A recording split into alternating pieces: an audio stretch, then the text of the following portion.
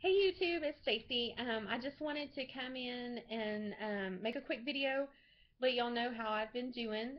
I am now 16 days post-op, so sorry I missed I missed making a video by one day yesterday.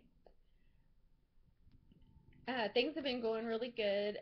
I went for a follow-up appointment today, not necessarily for my gastric sleeve, but to check on my thyroid and to get my results in my sleep apnea study. And basically, he said I do have mild sleep apnea, so they're going to go ahead and set me up with a CPAP machine, which definitely helped me to get qualified for the surgery. So that helped. I wish I could have got set up with the machine before surgery, so because they said it helps you to heal so much better, but better late than never, I guess. And he felt like it would overall help my weight loss as well.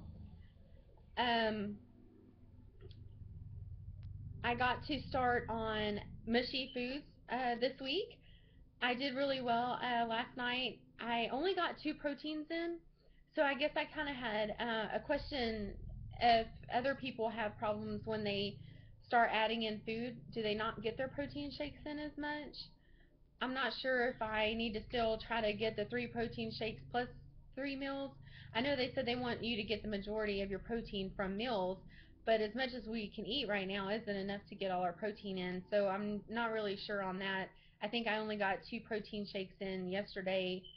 I got to eat I made a pot of beans last night and got them really soft and to where they were like falling apart.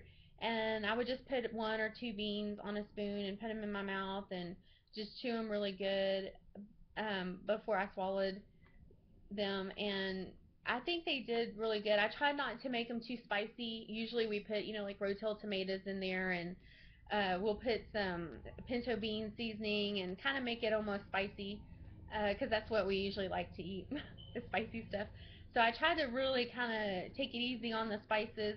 I can really still taste a lot of pepper and salt. So that's something that's kind of amazing to me because even going lightly with the seasoning, I can taste things so much better, it seems. So that's kind of nice. It's almost like my taste buds are hypersensitive, and it's just like all the food is just like an explosion in my mouth. And it's funny because watching other people's videos, I hear them say that they feel like they are so much more able to enjoy their food, I guess. They're more of a food connoisseur now because they're actually tasting stuff. So I thought that was kind of interesting. Either that or it's the fact that from being on the pre-op diet so long and then being on the clear liquids and full liquids so long, maybe just to have actual food is just making my taste buds jump off. Not really sure about that. So, um, but I'm really excited. I'm really trying to focus on not saying the word so much because apparently I have a big habit of that. And when my kids are looking back on my videos, they were like, "Mom, you say like so many times." So if I seem a little dorky in this video, it's because I'm trying not to say the word and it just keeps happening. Like I can't stop it. So hopefully that's not aggravating you guys. I'm really trying to consciously not say the word, but when I pause, then I tend to say it. So forgive me about all the ums in all my videos. So on the scale, I'm kind of having a love-hate relationship with the scale.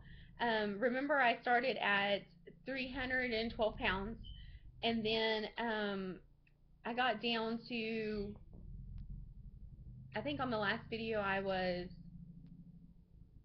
uh, 282.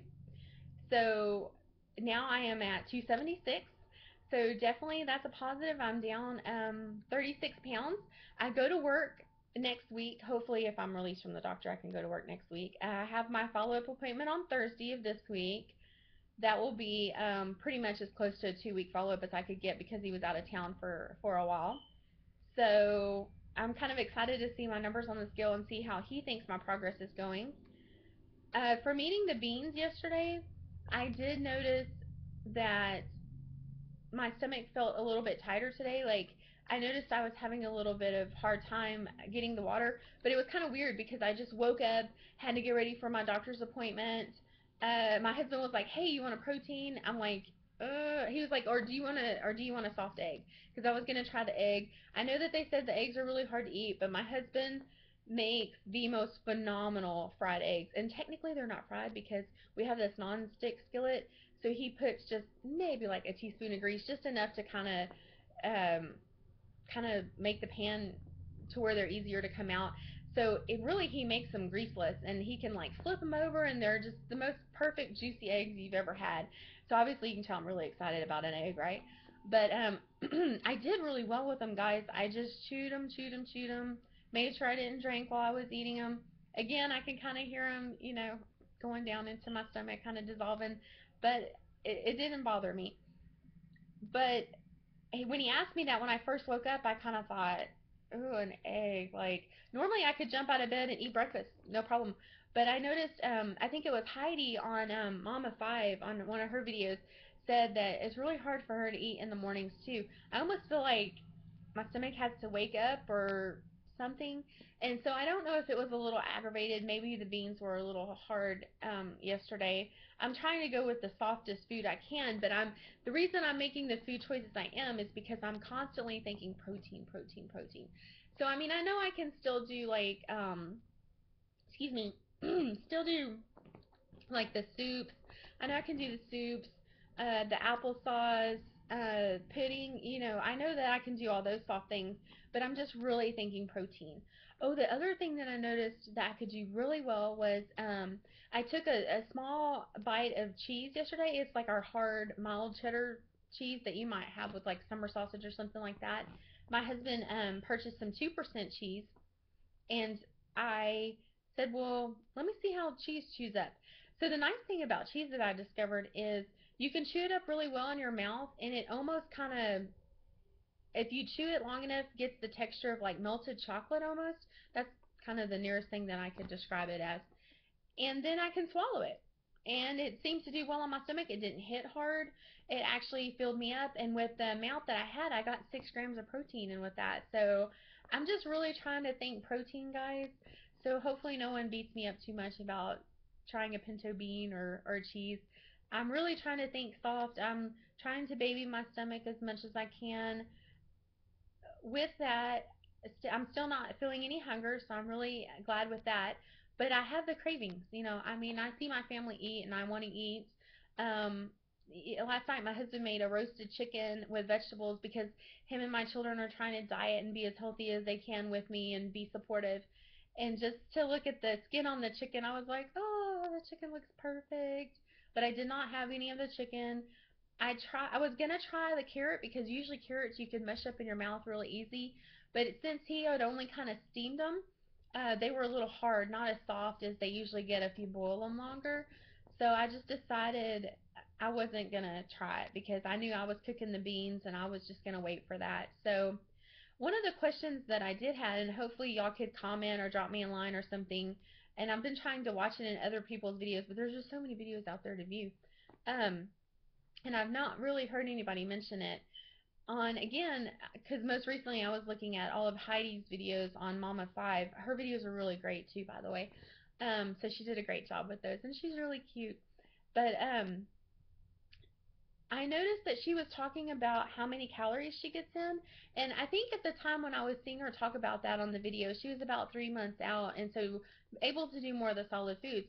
But I noticed that she was saying, oh, I'm getting in about 300 calories this time, or oh, I'm averaging about 400 or 200 or this or that.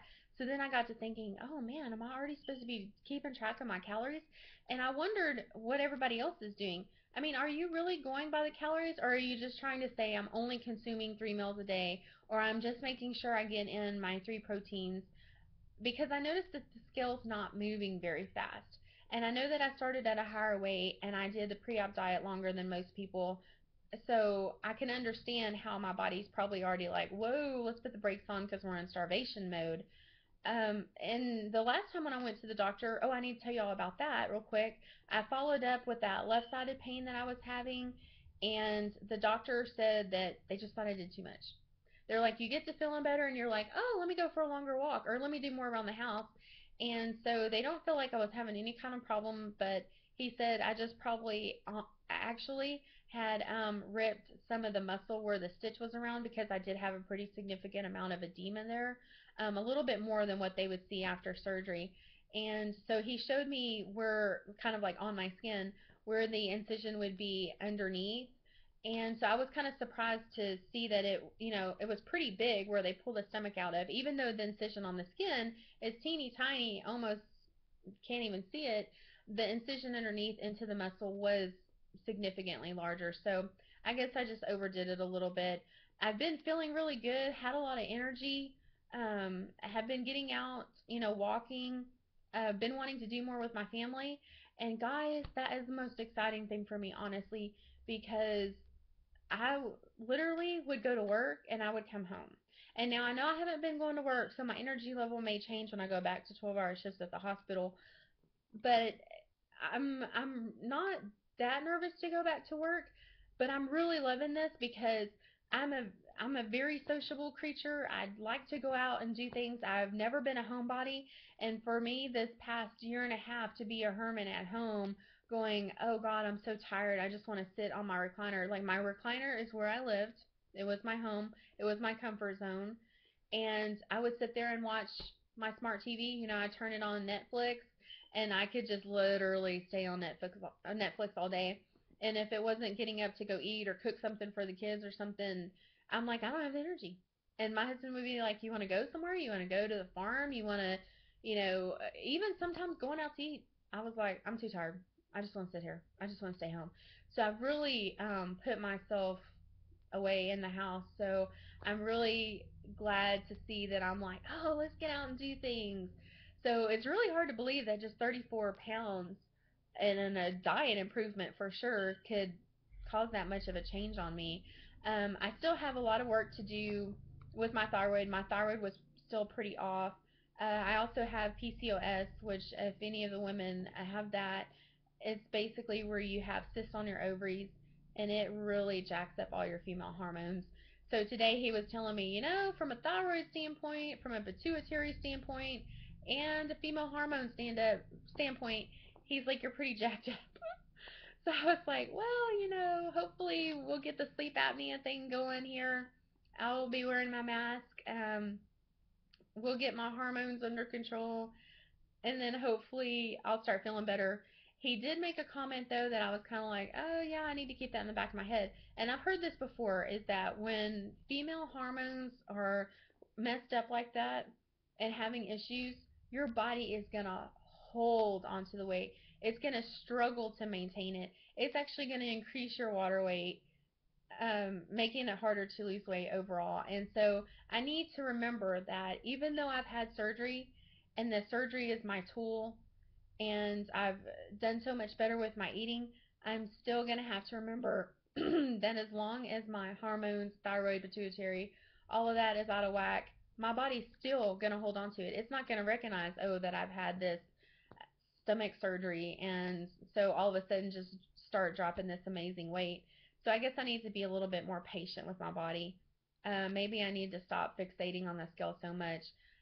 I don't know. What do you guys do? Do y'all weigh every morning? I've been doing that. In the beginning, I thought it was normal because you wanted to check, but maybe I am becoming obsessed with the scale. I don't know. Today, like I said, I went from 312 to 276, and I had a freak out moment because I got on the scale and it said 277.5. So the scale was like fluctuating by a pound to a pound and a half. And I'm like, "Oh, what's the deal? Just pick a number." And I was hoping that preferably it would pick a lower number, but it happened to stop on the 277 today. But my husband said, "Don't worry about it. Maybe the beans did have a little bit of salt in them yesterday." I woke up and I could kind of feel a little bit of edema on me, which is, trust me, it's so much better than pre-surgery, but it's still something I struggle with. So anyway, I just kind of wanted to post those questions to y'all. If y'all weigh all the time, as much. Now, those that are more like a year out and stuff, you may not be as fixated on the scale, or I don't know, you may be. So let me know that. And then I wanted to know if people are really counting how many calories they get. I just think that it would be really hard. Like, for example, last night, I would have had to get online, Google how much half a cup of beans is, and then I would have had to say, "Did I have a tablespoon?" Okay, and then calculate how many calories would be down to a tablespoon. So I'm thinking, is everybody really going to all that trouble, or are you just kind of guesstimating what you're taking in, or if anybody has any shortcuts? So just let me know. Again, you can follow me. I apologize. I always keep saying follow me on obesityhelp.com, but I haven't even updated my information on there yet. Or not updated, but I haven't been on there to talk about since I had the surgery, I don't think. So I'll try to do that for you guys today. And just please comment any questions that you have down below. And then that way, just that kind of lets me know what everybody else is out there doing too. So sorry, I was trying to keep this video around 5 minutes, and of course it's, going on 16. So I'll stop by and let you know with the next update. Thanks, guys.